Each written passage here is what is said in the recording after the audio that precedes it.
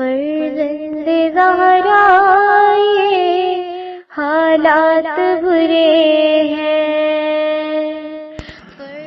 کاشانۂ بصیرت ایک ایسا مکمل یوٹیوب چینل جس پر محروم بصارت کے لیے بالخصوص اور تمام افراد کے لیے بالعموم سینکڑوں کی تعداد میں اسلامی کتب دستیاب ہیں۔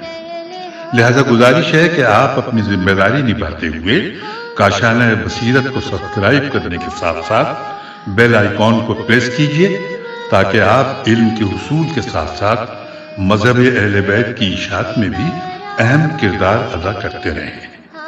کاشانۂ بصیرت، کاشانۂ بصیرت، کاشانۂ بصیرت۔ فرزند زہرا یہ حالات برے ہیں۔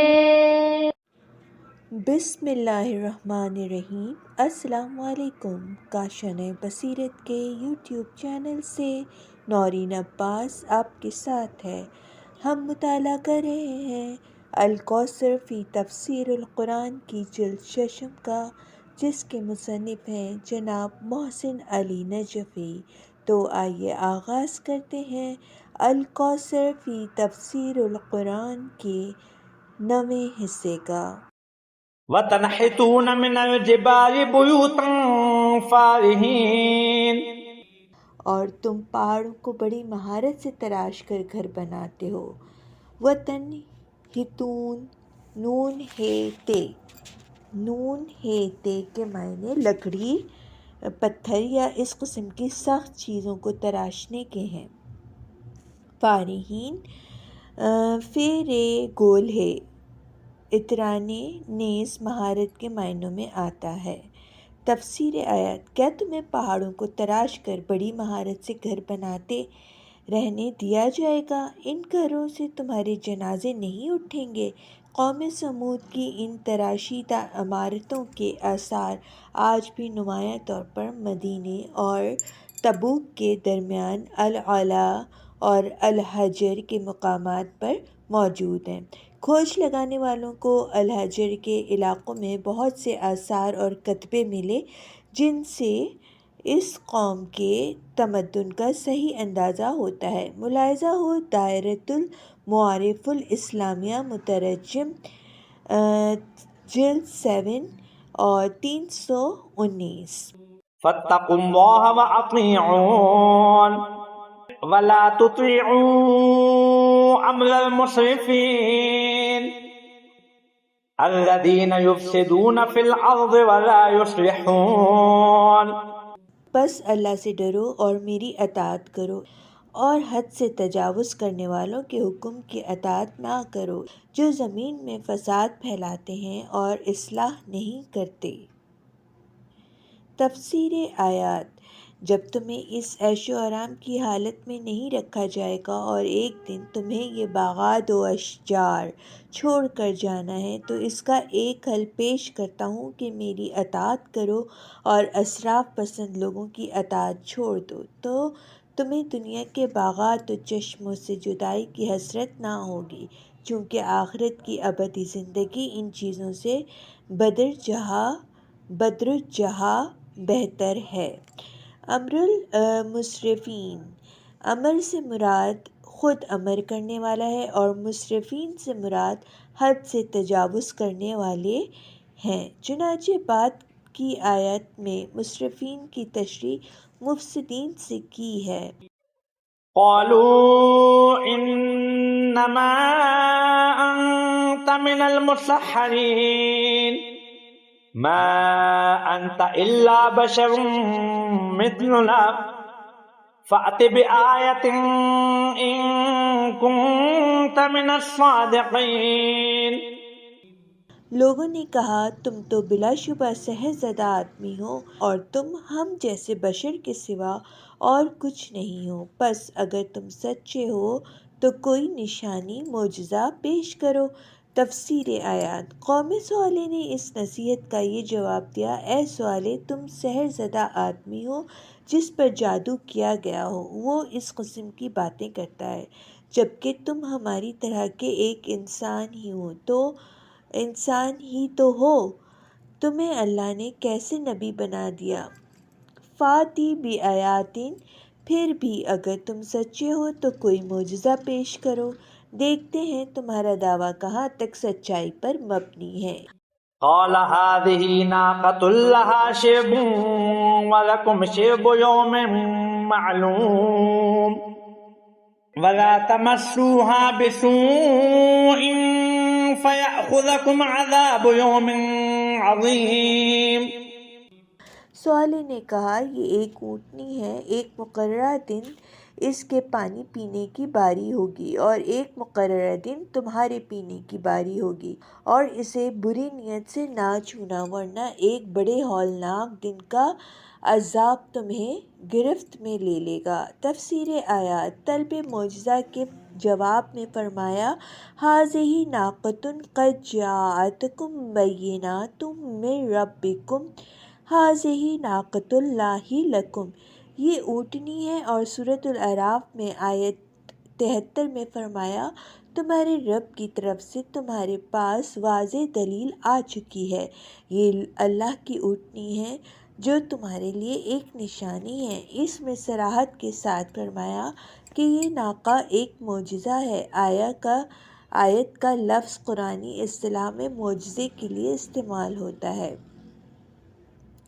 بعض کے نزدیک اس ناقے کا معجزہ اس کے پہلو میں تھا کہ اگر اس کو تکلیف دی اور اس کے ساتھ کوئی برا سلوک ہوا تو عذاب نازل ہوگا۔ بعض مفسرین معجزے کا یہ پہلو نکالتے ہیں کہ ان کو یہ حکم ہوا تھا کہ ایک دن ناقہ پانی پیے اور ایک دن بستی والے۔ یہاں پانی کی قلت تھی اور کنویں کا سارا پانی ایک اونٹنی پی جاتی تھی، یہی ان کے لیے ایک امتحان تھا۔ قرآنی تصریحات کے مطابق اس اونٹنی کے بارے میں درج ذیل معلومات سامنے آتی ہیں۔ نمبر 1، قوم صالح کی طرف سے معجزے کے طلب کے جواب میں اونٹنی بطور معجزہ ظاہر ہوئی، فاتی بآیاتی ہی ھذہ ناقۃ اللہ لکم۔ نمبر 2، اونٹنی اور بستی والے باری باری پانی لیتے تھے، لہا شرب ولکم شرب۔ نمبر 3، اس اونٹنی کو تکلیف پہنچانے کی صورت میں عذاب آئے گا۔ نمبر 4، چنانچہ اس اونٹنی کی کونچیں انہوں نے کاٹ ڈالیں تو عذاب آ گیا۔ ان نکات سے یہ بات واضح ہو جاتی ہے کہ یہ ناقہ معجزانہ طور پر وجود میں آئی تھی۔ اہم نکات: ناقہ صالح ایسا معجزہ ہے جو لوگوں کے مطالبے پر دیا گیا تھا، اس لیے انکار پر عذاب آیا۔ فعقروها فأصبحوا نادمين فأخذهم العذاب إن في ذلك لآية وما كان أكثرهم مؤمنين۔ تو انہوں نے اونٹنی کی کونچیں کاٹ ڈالیں، پھر وہ ندامت میں مبتلا ہوئے، چنانچہ عذاب نے انہیں گرفت میں لے لیا۔ یقیناً اس میں ایک نشانی ہے، لیکن ان میں سے اکثر ایمان نہیں لاتے۔ تفسیر آیات۔ اونٹنی کی کونچیں کاٹنے کے بعد ندامت اس وقت ہوئی ہوگی جب عذاب سامنے آیا۔ کونچیں تو ایک آدمی نے کاٹی تھیں مگر نسبت سب کی طرف دی گئی۔ وجہ اس کی یہ ہے کہ دیگر لوگ اس عمل پر راضی تھے۔ چنانچہ نہج البلاغہ خطبہ 201 میں ارشاد ہے، ایھا الناس انما یجمع الناس الرضا والسخط وانما عقر ناقۃ ثمود رجل واحد فعمهم اللہ بالعذاب لما عمودوا بالرضا۔ اے لوگوں، افعال و اعمال چاہے مختلف ہوں مگر رضا و ناراضگی کے جذبات تمام لوگوں کو ایک حکم میں لے آتے ہیں۔ آخر قوم سمود کی اونٹنی کو ایک ہی شخص نے پیک کیا تھا، لیکن اللہ نے عذاب سب پر کیا کیونکہ وہ سارے کے سارے اس پر رضامند تھے۔ فَأَخَذَهُمُ الْعَذَابُ، چنانچہ کونچیں کاٹنے کے بعد انہیں 3 دن کی مہلت دی گئی، اس کے بعد عذاب نازل ہوا۔ فَعَقَرُوهَا فَقَالَ تَمَتَّعُوا فِي دَارِكُمْ ثَلَاثَةَ أَيَّامٍ، پس انہوں نے اونٹنی کی کونچیں کاٹ ڈالی تو صالح نے کہا تم لوگ 3 دن اپنے گھروں میں بسر کرو، وَإِنَّ رَبَّكَ لَهُوَ الْعَزِيزُ الرَّحِيمُ، اور بے شک آپ کا پروردگار ہی بڑا غالب آنے والا، بڑا رحم کرنے والا ہے۔ ان لوگوں نے اللہ کی رحمیت سے دوری اختیار کی تو قہریت کی زد میں آ گئے۔ كذبت قوم لوط المرسلين إذ قال لهم أخوهم لوط ألا تتقون إني لكم رسول أمين فاتقوا الله وأطيعون وما أسألكم عليه من أجر إن أجري إلا على رب العالمين۔ قوم لوط نے بھی رسولوں کی تکذیب کی جب ان کی برادری کے لوط نے ان سے کہا کیا تم اپنا بچاؤ نہیں کرتے؟ میں تمہارے لیے ایک امانت دار رسول ہوں، بس اللہ سے ڈرو اور میری اطاعت کرو، اور میں اس کام پر تم سے کوئی اجر نہیں مانگتا، میرا اجر تو بس رب العالمین ہے۔ تفسیر آیات۔ وہی الہی پیغام جو تمام انبیاء کا پیغام ہے، پیغام کی وحدت، پیغام دہندہ کی وحدت کی دلیل ہے، پیغام دہندہ کی وحدت کی دلیل ہے کہ تمام انبیاء ایک ہی رب کی طرف سے آئے ہیں۔ أَتَأْتُونَ الذُّكْرَانَ مِنَ الْعَالَمِينَ، کیا ساری دنیا میں سے تم شہوت رانی کے لیے مردوں کے پاس ہی جاتے ہو؟ اس آیت کی 2 تشریح متصور ہیں۔ نمبر 1، کیا ساری دنیا میں صرف تم مردوں سے ہم جنس بازی کرتے ہو؟ نمبر 2، کیا ساری دنیا کی عورتوں کو چھوڑ کر تم مردوں سے ہم جنس بازی کرتے ہو؟ پہلی تشریح پر دوسری آیت مؤید ہو سکتی ہے۔ ما سبقکم بہا من احد من العالمین، کیا تم ایسی بے حیائی کے مرتکب ہوتے ہو کہ تم سے پہلے دنیا میں کسی نے اس کا ارتکاب نہیں کیا؟ دوسری تشریح کے لیے اگلی آیت تشریح بن سکتی ہے۔ وَتَذَرُونَ مَا خَلَقَ لَكُمْ رَبُّكُم مِّنْ أَزْوَاجِكُمْ بَلْ أَنْتُمْ قَوْمٌ عَادُونَ، اور تمہارے رب نے جو بیویاں تمہارے لیے خلق کی ہیں انہیں چھوڑ دیتے ہو، بلکہ تم تو حد سے تجاوز کرنے والی قوم ہو۔ تفسیر آیات۔ اللہ نے نوع انسانی کی بقا کے لیے جو دو صنف مرد و زن خلق فرمائے ہیں، ہم جنس بازی اس غرض خلقت اور فطرت مرد و زن کی خلاف ورزی ہے۔ مرد و زن کی خلقت خود گواہ ہے کہ مرد زن کے لیے اور زن مرد کے لیے ہے، اور ان دونوں میں جو کشش ہے اس میں نوع انسانی کی بقا مضمر ہے۔ اہم نکات: ہم جنس بازی فطرت سے بغاوت ہے۔ قالوا لئن لم تنته يا لوط لتكونن من المخرجين، وہ کہنے لگے اے لوط اگر تو باز نہ آیا تو تجھے بھی ضرور نکال دیا جائے گا۔ تفسیر آیات۔ حضرت لوط یہاں کے باشندے نہ تھے، آپ اپنے چچا حضرت ابراہیم کے ہمراہ اپنے وطن عراق سے ہجرت کر کے اردن کی اس سرزمین کی طرف آئے تو انہیں اس قوم کی طرف مبعوث فرمایا اور اس خلاف فطرت عمل زشت سے روکنے کا حکم ہوا تو اس قوم نے ان کو اپنے ہاں سے ملک بدر کرنے کی دھمکی دی کہ تو ایک اجنبی شخص یہاں آ کر ہمیں اپنی خواہشات پر عمل کرنے سے روکنے والا کون ہے؟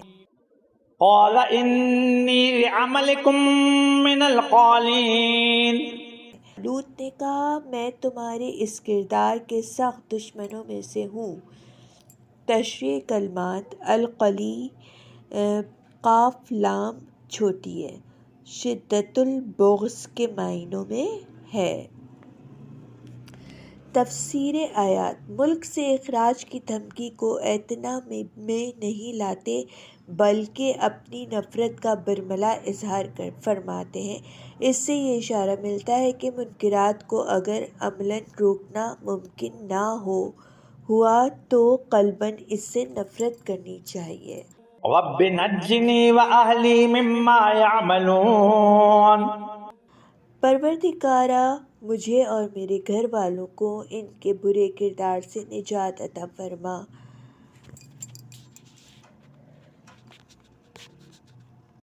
چونکہ پوری آبادی میں حضرت لوط کے گھر کے علاوہ کوئی شخص دائرۂ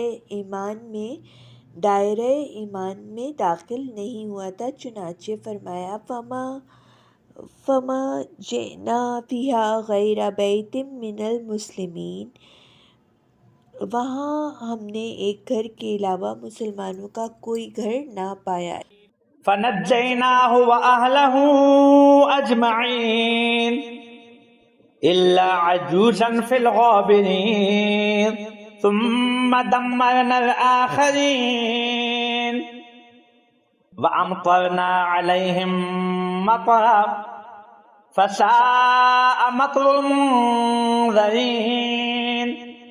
چنانچہ ہم نے انہیں اور ان کے تمام اہل خانہ کو نجات دی سوائے ایک بڑھیا کے جو پیچھے رہنے والوں میں رہ گئی۔ پھر ہم نے باقی سب کو تباہ کر کے رکھ دیا اور ان پر ہم نے بارش برسائی، پس تنبیہ شدہ لوگوں پر یہ بہت بری بارش تھی۔ تفسیر آیات نمبر 1۔ چنانچہ حضرت لوط اور ان کے خانوادے کے افراد کو اللہ نے بچا لیا، چونکہ یہی ایک گھر مسلمان تھا، لہٰذا وَأَہْلَهُ اہل بیت میں دوسرے مومنین کو شامل سمجھنے کے لیے کوئی گنجائش نہیں ہے۔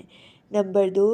الا عجوزہ، اس عورت سے مراد خود حضرت لوط علیہ السلام کی زوجہ ہے، چنانچہ سورۃ الاعراف، النمل اور الحجر میں اس کی صراحت موجود ہے کہ یہ عورت ایک نبی کی زوجہ ہونے کے باوجود بدکار قوم کی حامی تھی۔ نمبر 3۔ ثم دمرنا، تدمیر تباہ کر دینے کے معنوں میں ہے۔ حضرت لوط اور ان کے اہل بیت کو بچانے کے بعد باقی پوری قوم کو تباہ کر دیا گیا۔ نمبر 4۔ امطرنا، اس قوم پر بارش برسائی گئی، بارش سے مراد پانی کی نہیں بلکہ پتھروں کی بارش ہے، جیسا کہ سورۃ الحجر میں آیت 74 میں فرمایا وَأَمْطَرْنَا عَلَيْهِمْ حِجَارَةً مِّن سِجِّيلٍ، اور ہم نے ان پر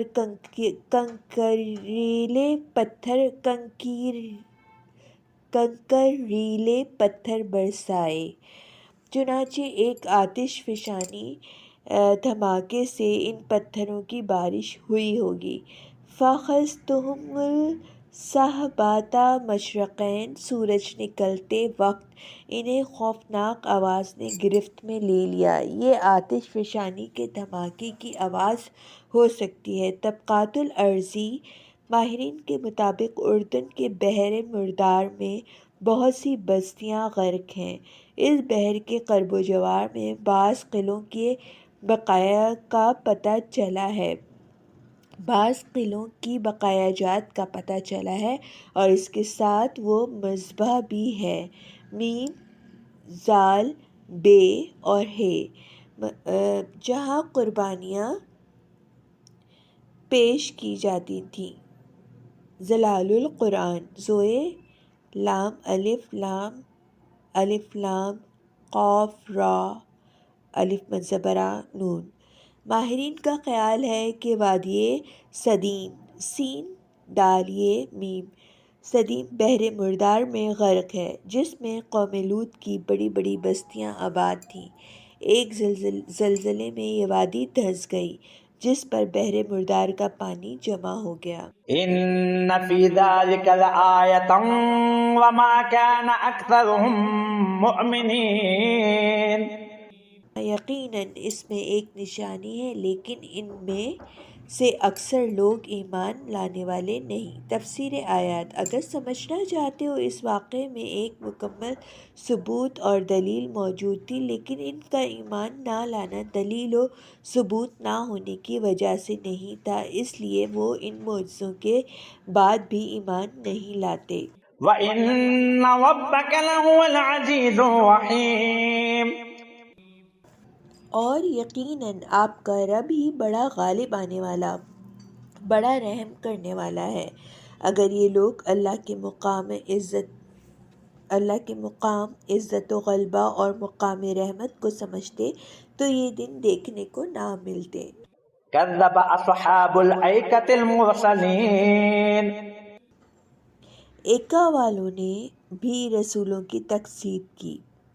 تفسیر آیات: حضرت شعیب مدین میم دال یہ نون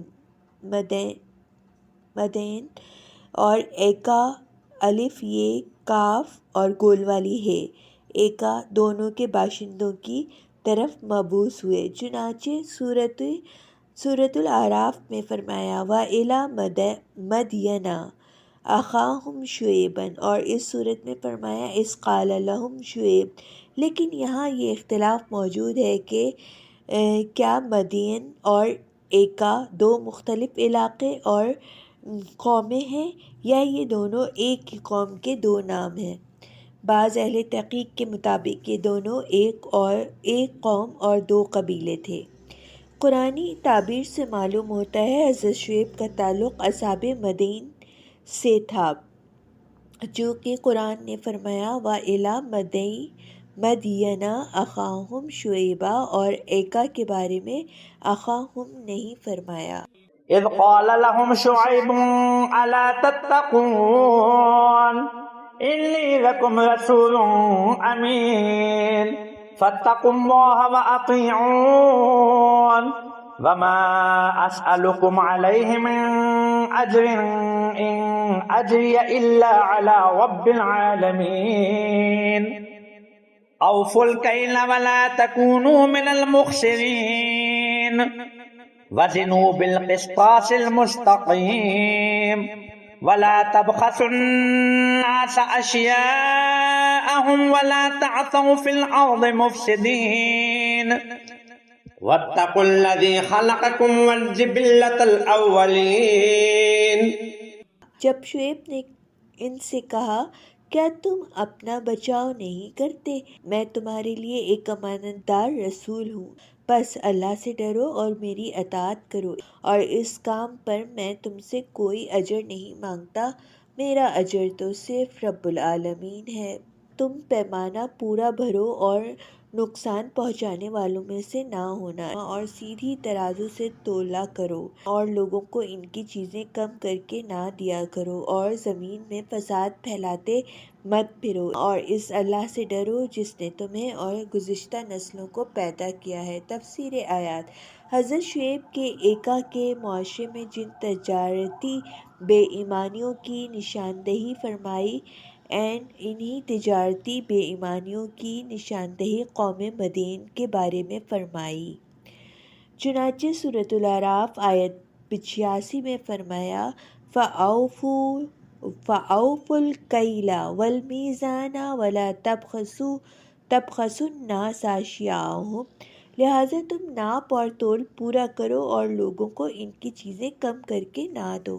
اس سے اس بات کا علم ہو جاتا ہے کہ یہ دونوں علاقے ایک قسم کی بے ایمانی میں مبتلا تھے، چنانچہ ان علاقوں کے تجارتی شاہراہوں پر واقع ہونے کی وجہ سے یہ لوگ رہزنی کی وارداتیں بھی کرتے تھے۔ چنانچہ سورۃ الاعراف آیت 86 میں اس کی صراحت آ گئی وَلَا تَقْعُدُوا بِكُلِّ صِرَاطٍ تُوعِدُونَ، ہر راستے پر راہزن بن کر نہ بیٹھا کرو، چونکہ علاقے بھی باہم متصل تھے اور قوم بھی ایک تھی، اس لیے ان دونوں کی طرف ایک ہی رسول حضرت شعیب مبعوث ہوئے۔ مدین اور ایکا حجاز اور شام کے درمیان تجارت کی ایک اہم منڈیاں تھیں، اس لیے یہاں سے تجارتی قافلوں کا گزر ہوتا تھا۔ حجاز والے شام سے اور شام والے حجاز سے آنے والی اشیاء خریدتے ہوں گے۔ اس سلسلے میں جو بے ایمانیوں بے ایمانیاں ہوتی تھیں ان کے لیے حکم ہوا اول پیمانہ پورا بھرو، دوم سیدھی ترازو تولا کرو، سوم دھوکہ دہی سے باز آ جاؤ کہ لوگوں کو مطلوبہ چیزوں کی جگہ ناقص چیزیں دے کر نقصان میں ڈالو، لا تبخسو، چہارم یہ کہ زمین میں فساد مت پھیلایا کرو، تجارت میں بے ایمانیاں کرنا فساد فی الارض ہے، لا تعثوا فی الارض مفسدین سے یہ اندیا ملتا ہے کہ اقتصادی بے ایمانیوں سے زمین میں فساد پھیلتا ہے۔ صدق اللہ العظیم۔ آج کے استحصالیوں نے اقتصادی ذرائع سے زمین کو فساد سے پر کیا ہے۔ واتقوا الذی خلقکم، اس اللہ کی عدالت سے بچے رہو جس نے تمہیں اور تمہاری آباء و اجداد کو خلق فرمایا ہے، الجبلہ اور الخلقہ یعنی الخلق الاولین، جن گزشتہ نسلوں کی یہ لوگ اندھی تقلید کرتے ہیں، اللہ ان کا بھی خالق ہے۔ قالوا انما انت من المسحرين وما انت الا بشر مثلنا وان نظنك لمن الكاذبين۔ انہوں نے کہا تم تو بس سحر زدہ ہو اور تم تو بس ہم جیسے انسان ہو، نیز ہمارا خیال ہے کہ تم جھوٹے ہو۔ تفسیر آیات نمبر 1۔ تمام انبیاء پر جادو کا الزام اس لیے لگاتے تھے کہ انبیاء اپنے ساتھ معجزات لے کر آتے تھے، ان معجزوں کو وہ جادو کہہ کر ٹھکراتے اور بشر اور انسان کو رسالت کا اہل نہیں سمجھتے تھے۔ فأسقط علينا كسفا من السماء إن كنت من الصادقين۔ پس تم سچے ہو تو آسمان کا کوئی ٹکڑا ہم پر گرا دو۔ نمبر 2، عذاب کی نوعیت کا بھی خود تعین کرتے ہیں کہ آسمان سے ٹکڑے ہم پر برسائے جائیں۔ قال ربي أعلم بما تعملون۔ شعیب نے کہا میرا پروردگار تمہارے اعمال سے خوب واقف ہے۔ نمبر 3، عذاب نازل کرنا میرے رب کا کام ہے جس کے علم میں تمہاری تمام حرکتیں ہیں، وہی جانتا ہے کہ تم عذاب کے مستحق ہو۔ فكذبوه فأخذهم عذاب يوم الظلة إنه كان عذاب يوم عظيم۔ انہوں نے شعیب کو جھٹلا ہی دیا، چنانچہ سائبان والے دن کے عذاب نے انہیں گرفت میں لے لیا، بے شک وہ بہت بڑے ہولناک دن کا عذاب تھا۔ تشریح کلمات الظلاتی، زوئے لام لام، چھتری سائبان۔ تفسیر آیات، چنانچہ انہیں سائبان کے دن کے عذاب نے گرفت میں لے لیا۔ اس جگہ مزید تشریح آیات اور مستند احادیث سے نہیں ملتی۔ ممکن ہے جیسے ان لوگوں نے مطالبہ کیا تھا کہ آسمان سے ان پر ٹکڑا گرے، اسی سائبان سے ان پر بڑا عذاب آگ کے ٹکڑوں کی شکل میں گرا ہو۔ ایکا اور مدین کے علاقے مختلف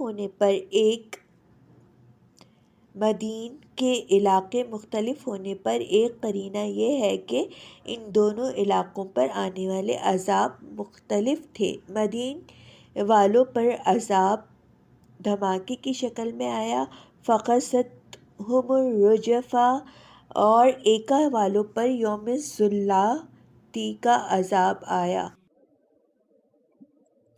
إن في ذلك لآية وما كان أكثرهم مؤمنين۔ اس میں یقیناً ایک نشانی ہے لیکن ان میں سے اکثر ایمان لانے والے نہ تھے۔ اگر معجزے سے ایمان لانے والے ہوتے تو ان بڑے بڑے معجزوں سے ایمان لے آتے۔ وَإِنَّ رَبَّكَ لَهُوَ الْعَزِيزُ الرَّحِيمُ وَإِنَّهُ لَتَنزِيلُ رَبِّ الْعَالَمِينَ نَزَلَ بِهِ الرُّوحُ الْأَمِينُ عَلَى قَلْبِكَ لِتَكُونَ مِنَ الْمُنذِرِينَ۔ اور یقیناً آپ کا پروردگار ہی بڑا غالب آنے والا ہے بڑا رحم کرنے والا ہے، اور بتحقیق یہ قرآن رب العالمین کا نازل کیا ہوا ہے جسے روح الامین نے اتارا آپ کے قلب پر تاکہ آپ تنبیہ کرنے والوں میں سے ہو جائیں۔ تفسیر آیات نمبر 1 وَإِنَّهُ لَتَنزِيلُ، یہ قرآن رب العالمین کا نازل کرتا ہے۔ 7 انبیاء علیہم السلام کے ذکر کے بعد قرآن کا ذکر شروع ہوا کہ جس طرح ان کو مبعوث فرمایا، ان کی تکذیب کی گئی اور تکذیبی قومیں تباہ ہوئیں، بالکل اسی طرح یہ قرآن آپ کی طرف نازل ہو رہا ہے، اسی یکتا رب کی طرف سے جو عالمین کا رب ہے۔ نمبر 2 نزلہ بہ روح الامین، اس قرآن کو روح الامین یعنی جبرائیل نے قلب رسول پر نازل فرمایا ہے۔ یہاں جبرائیل کا نام لینے کی جگہ روح الامین فرمایا، یہ باور کرانے کے لیے کہ اس قرآن کو نازل ایسے فرشتے کے ذریعے کیا ہے جس میں خواہشات کا ملان نہیں ہے، مادی خواہشات کو اس میں وجود تک نہیں ہے، خالص روح اور امین ہے۔ علی قلبک، قرآن قلب رسول پر نازل ہوا۔ نزول الہی کے بارے میں مقدمہ اور سورۃ البقرہ آیت 97 میں اس بات کی وضاحت کی گئی ہے کہ قلب سے مراد صنوبری شکل کا عضوی نہیں ہے، بلکہ قلب اس مرکزی قوت کا نام ہے جو نفس اور روح کے ماورا میں موجود ہے۔ قلب رسول پر وحی نازل ہونے کا مطلب یہ ہے کہ رسول کریم وحی کا ادراک علم حضوری کے طور پر اپنے پورے وجود سے کرتے تھے، نہ محسوسات کی طرح حواس خمسہ سے۔ چنانچہ رسول کریم صلی اللہ علیہ وآلہ وسلم پر جب وحی نازل ہوتی تو آپ لوگوں کے درمیان تشریف فرما ہوتے اور غشی طاری ہوتی تو آپ فرشتہ وحی کو دیکھ لیتے اور آواز سن لیتے تھے، جبکہ گردو پیش کے لوگ نہ کوئی آواز سنتے تھے نہ کسی کو دیکھتے تھے۔ اگر عام حواس کے ذریعے وحی ہوتی تو دوسرے لوگ بھی سن لیتے۔ لِتَکُونَ مِنَ الْمُنذِرِینَ، رسول کریم صلی اللہ علیہ وآلہ وسلم اگرچہ بشیر و نذیر ہیں لیکن بشارت پر نظرات ایمان نے تنبیہ کو قرآن زیادہ اہمیت دیتا ہے۔ انما انت منذر ولکل قوم ہاد، چنانچہ انسانی کردار میں انحراف کا خطرہ زیادہ ہے اور خواہشات کا غلبہ انسان پر ہر وقت ہو سکتا ہے، جس سے انسان بنیادی طور پر منحرف واقع ہوا ہے، اس لیے تنبیہ کو بشارت سے زیادہ اہمیت دی جاتی ہے۔ اہم نکات: مومن کو کردار سازی میں انحراف پر کڑی نظر رکھنی چاہیے۔ بلسان عربی مبین، صاف عربی زبان میں۔ عربی زبان کا تفسیر آیات عربی زبان کا ایسا اسلوب اختیار کیا گیا جو نہایت واضح اور دل نشین ہو۔ لحن کلام ایسا ہے کہ سننے کو دل چاہتا ہے اور دل میں عناد رکھنے والے بھی اس کلام کی طرف کھنچ جاتا ہے، تاکہ کوئی یہ عذر پیش نہ کرے کہ کلام مبہم واضح المعانی نہ ہونے کی وجہ سے ہم سمجھ نہ سکیں۔ وَإِنَّهُ لَفِي زُبُرِ الْأَوَّلِينَ، اور اس قرآن کا ذکر انبیاء ماسلف کی کتاب میں بھی ہے۔ توحید، رسالت، آخرت کی تعلیمات پر مشتمل یہ قرآن کوئی انوکھی کتاب نہیں ہے، یہی تعلیمات تمام انبیاء کے صحیفوں میں موجود ہیں۔ تمام انبیاء کی رسالت کی اساس انہی تعلیمات پر مبنی ہے، خاص کر رد شرک کے تمام انبیاء اپنی اپنی امتوں کے ساتھ شرک کے مسئلے پر نبردآزما رہے ہیں۔ أَوَلَمْ يَكُنْ لَهُمْ آيَةً أَنْ يَعْلَمَهُ عُلَمَاءُ بَنِي إِسْرَائِيلَ، کیا یہ قرآن ان کے لیے ایک نشانی معجزہ نہیں ہے کہ اس بات کو بنی اسرائیل کے علماء جانتے ہیں۔ تفسیر آیات: اہل مکہ خود تو سابقہ آسمانی کتابوں سے واقف نہ تھے، لیکن انہیں یہ علم تھا کہ بنی اسرائیل کے علماء جو تعلیمات بتاتے ہیں وہ بھی انہی تعلیمات پر مشتمل ہیں۔ مکہ والوں نے علماء بنی اسرائیل سے مختلف مناسبتوں میں سن لیا تھا کہ یہ تعلیمات وہی ہیں جو ہماری کتاب میں ہیں۔ چنانچہ حضرت جعفر طیار کی دعوت پر 20 افراد پر مشتمل ایک وفد مکہ آیا اور کفار قریش کے سامنے رسول اللہ صلی اللہ علیہ وسلم سے دریافت کیا کہ آپ کیا تعلیمات لائے ہیں، تو رسول اللہ صلی اللہ علیہ وآلہ وسلم نے جواب دیا، میں چند قرآنی آیات تلاوت فرمائیں۔ یہ آیات سن کر ان کی آنکھیں اشک بار ہوئیں اور ایمان لے آئے۔ اس قسم کے دیگر واقعات سے مکہ والوں کو علم ہو گیا تھا کہ قرآنی تعلیمات آسمانی تعلیمات کا ایک تسلسل ہے۔ وَلَوْ نَزَّلْنَاهُ عَلَى بَعْضِ الْأَعْجَمِينَ فَقَرَأَهُ عَلَيْهِمْ مَا كَانُوا بِهِ مُؤْمِنِينَ۔ اور اگر ہم اس قرآن کو کسی غیر عربی پر نازل کرتے اور وہ اسے پڑھ کر انہیں سنا دیتا تب بھی اس پر ایمان نہ لاتے۔ تشریح کلمات: آہم، الف عین ہ میم، آہم، اور بریکٹ میں جو الفاظ موجود ہیں وہ عین جیم میم، غیر فصیح اور جو اپنے مافی الضمیر کو بیان نہ کر سکے۔ تفسیر آیات: یہ قرآن جو عربی میں واضح البیان ہے، اگر کسی غیر عربی زبان میں نازل کرتے تو یہ کہہ کر اسے رد کر دیتے کہ اس پر ہم کیسے ایمان لے آئیں، اس کی زبان ہمارے لیے قابل فہم نہیں ہے۔ بعض اس آیت کی اس طرح تفسیر کرتے ہیں، ہم نے قرآن کو عربی زبان میں عربی بولنے والے شخص پر نازل کیا تو تم نے کہا یہ اس نے خود تصنیف کیا ہے، لیکن اگر ہم یہ قرآن عربی زبان میں کسی غیر عرب پر نازل کرتے اور وہ تم کو پڑھ کر سناتا تو بھی تم یہ کہہ کر ایمان لانے سے انکار کرتے کہ یہ صریح جادو ہے، کیونکہ غیر عرب عربی میں بات کر رہا ہے۔ یہ تفسیر سورہ حامیم سجدہ کی آیت 44 کی روشنی میں قابل قبول نہیں ہے، جس میں ارشاد فرمایا وَلَوْ جَعَلْنَاهُ قُرْآنًا عَجَمِيًّا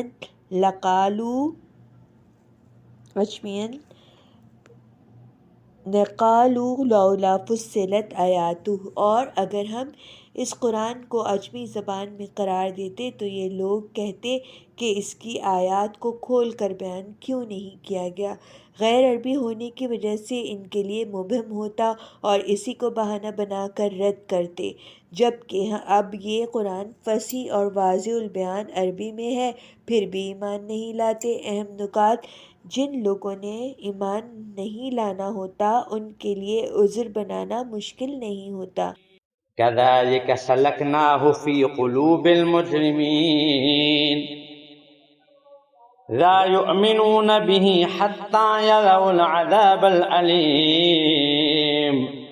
اس طرح کے دلائل دے کر ہم نے اس قرآن کو ان مجرموں کے دلوں میں سے گزارا ہے، پھر بھی وہ اس پر ایمان نہیں لائیں گے جب تک دردناک عذاب دیکھ نہ لیں۔ تفسیر آیات: نمبر 1، مجرمین جب کلام الہی سن لیتے ہیں تو اہل ایمان کی طرح ان آیات کو دل کی گہرائیوں میں نہیں اتارتے بلکہ وہ اپنے دلوں سے غور و خوض کیے بغیر گزار لیتے ہیں۔